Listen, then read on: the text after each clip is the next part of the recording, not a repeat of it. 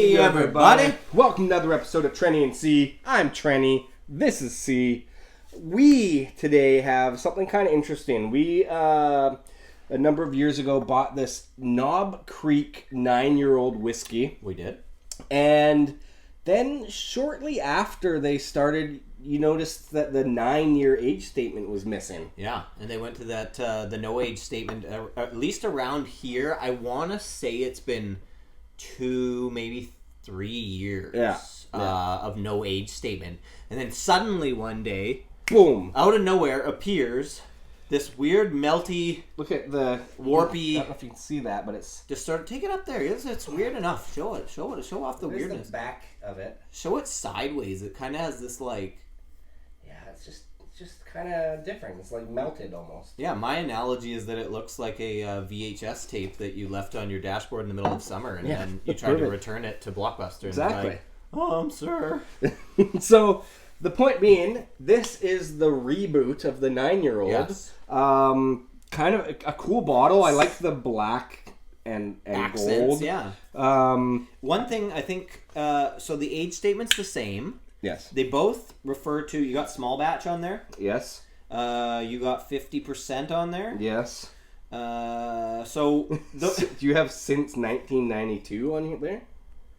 That's kind of a... Usually people don't promote their whiskey that's been around since just the early 90s, but... Are you sure it's not 1792 and it's the first bourbon ever, like every other bourbon? No. Says since 1992. Oh, interesting. Maybe this version of a Gene Beam product. They're just looking for new things to mention. Yeah.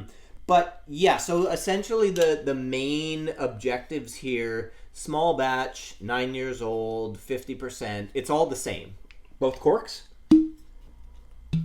Perfect. Yeah. So I guess one difference is we've had that bottle for a number of years. Yeah. This is new. So since we're doing a comparison... It's had a little bit of time to open up. Yeah, like there's a bit of an air gap there. There's a slight, yeah. So, I mean, what are you going to do? This bottle's 3 years old. I'm going to put this one in the middle for both of us. So, okay. Those are middle and this will be outside. I'm going to do decent pours just so it's... And we'll put that bottle behind yours so that we know where things are and we don't get lost. Because they're going to presumably taste quite similar. Yeah. Nice color on both, really, so far. Okay, so there we go. So now for your visual representation, you can look to Trenny's side to know which one we're working with here. So should we go with the classic? The classic, which is, from 92. Yeah, well, it's not. Yeah, it's not technically, but Okay, we're gonna nose first. Yeah, I think we need a nose side by side. Let's do a nosing round between the two. Okay.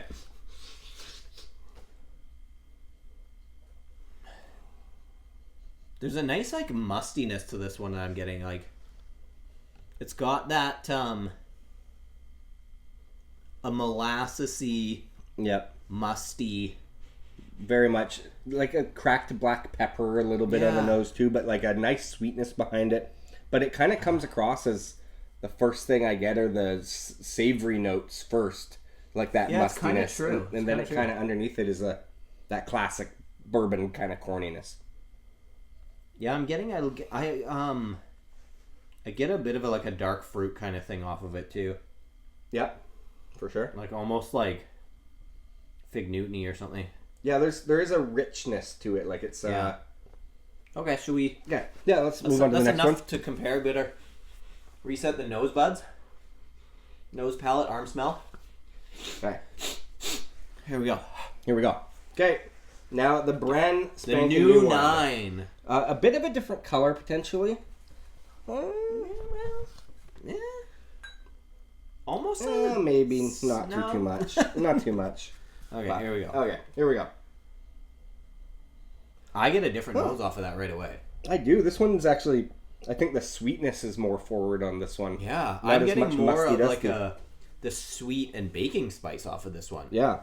This one, the original was way mustier to me. And I wonder if there's, I can't imagine it's because it's in an older bottle, or it's not like we keep these in dusty locations or anything like that. No, and these by the way, these are all brand new glasses too. Yes, these glasses they've never been out of the dishwasher. It's not like there's some weird brand sunlight on these or something. Yeah. So honestly, the nose is a little bit sweeter and maybe not quite as much as that Fig Newton style fruit, though. Yeah.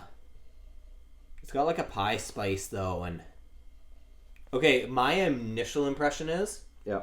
I like the nose on the new one better. Just my... Yeah, I'm... Okay, I gotta do the back and forth. I can't completely tell. Back and forth. If I'm just getting... Yeah, they're different. I don't know. I think I get a bit of a more of a butterscotchy thing of a dusty on the old one. So, hold on. Butterscotchy? No, there's a bit of that baking spice thing you're talking about too on the new one. Yeah. Okay, what one are you on? I'm going back to new. Okay. To me, the new one's actually suddenly slightly more closed off. Yeah, and I think that I was thinking the same thing, and it could be because it's relatively new in the bottle, or what? We'll look in this. I mean, at that point of the bottle, you're into the good stuff for sure. So this will take a little bit, maybe more time to open up, but it is different. It's not specifically worse or better, you know.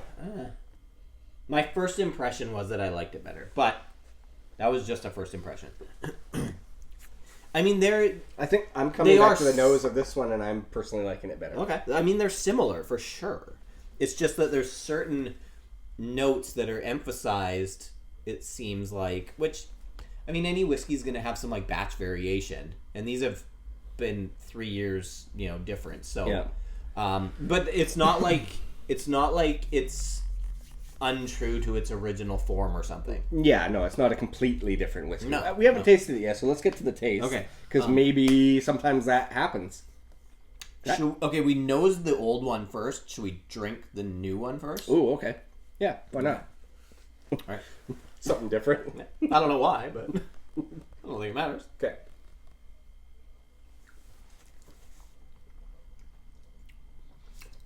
I right away get the typical Jim Beam nuttiness as like the first For sure. note that comes through. This is my first whiskey of the night, so I'm going to have another sip because it does arrive a little hot, but being at 50%, that's also my first sip. So let's try one more time. Hold on. I'm getting a little bit of a back palate, kind of a little bit of this nice almond cherry kind of thing. Yeah. Nice peppery spice to it.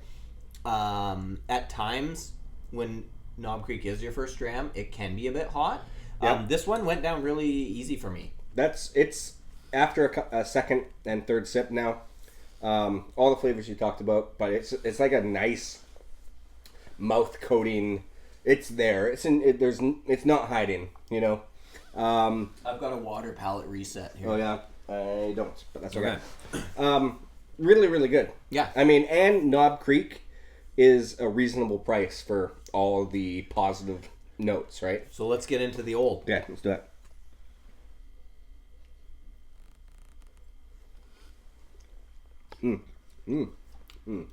To me, that's decidedly different. It is. That is a mustier, yeastier. I think yeast is the note there. But I don't think it's as sweet. Yeah. It has the Jim Beam walnut. It's there as its product. Like, these are definitely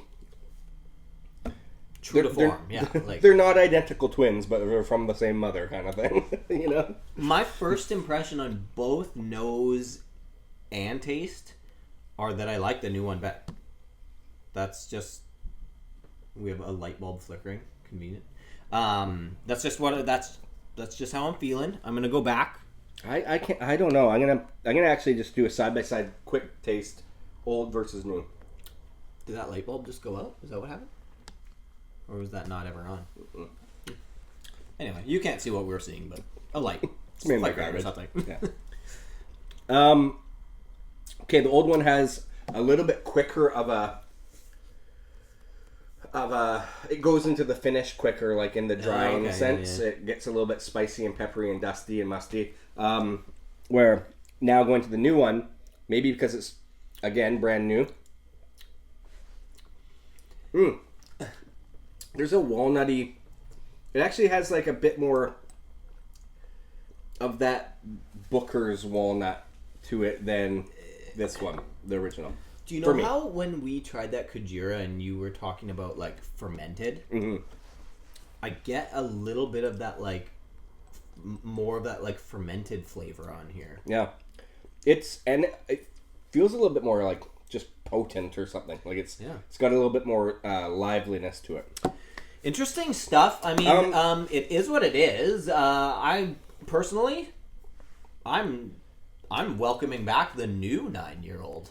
I think it's a really good thing it's on the shelves these days because you're not going to go wrong with it. That's for sure. I mean, but if you have an old bottle, like why not try this out for yourself? Because it's what else are you going to do? It's an interesting experiment. You know, like sometimes I've had. Okay, here's an example. Black bottle. They were around for a long time, and then they went away. Yeah. And then they came back, and it was like completely different whiskeys. Right. That can happen. And that can happen. So that's why we did this experiment. And I think with only 3 years between these bottles, it's not as likely to be like it hasn't been missing for and it wasn't missing. It just went to no age statement. Right. So, but that'd be our next interesting experiment would be to add the no age statement to this. 9 no age statement and the 9-year-old. I don't think anyone really cares that much, though. I like the old flavor a little bit better right now. Oh, wow. So just real quick side by side. But you're liking the old. Could be that it's opened a little bit more. So this could take some time. No, it's great. It is great. It is really great. Tell us, was this great? You're doing great. Thanks. Anyway, there's not really much more to say here. Beyond, click like, subscribe, leave a comment. There you go. All right. Well, cheers. Clingy. That's a weak one. Because I would think I muffled the glass. Yeah, that's so much better. Trenny and C.